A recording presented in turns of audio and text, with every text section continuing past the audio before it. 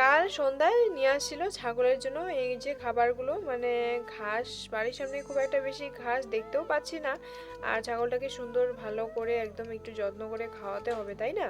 তো এই যে বাচ্চাগুলো আছে তাদের জন্য ভাবতে হবে। আর এদিকে আমি মুখে ব্রাশ নিয়ে ভাবছিলাম যে ঘরটার দিকে দেখছিলাম চার কোণে, তারপরে দেখি যে এখানে একটু কিছু নোংরা দেখতে পেলাম, তার জন্য একটু ঝাড়ুটা দিয়ে ঠিক করে নিলাম।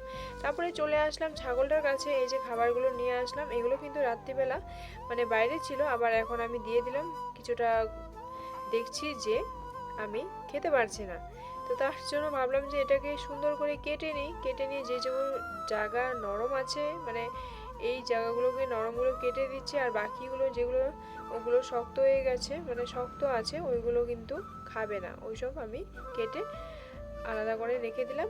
আর এদিকে ছাগলগুলোকে বললাম যে পাপা তুমি ওদেরকে খাওয়াও, তারপর ওদেরকে খাওয়াতে বসে গেছিলো পাপা। তারপর আমি এখানে আমাদের দুপুরের বেলা রান্না করেছিলাম আজকে একটু আমাদের শ্বশুর বাড়ি থেকে আনা লাউ একটা, লাউটা খুবই ভালো ছিল, এই যে তাড়াতাড়ি সিদ্ধ হয়ে গেছিলো।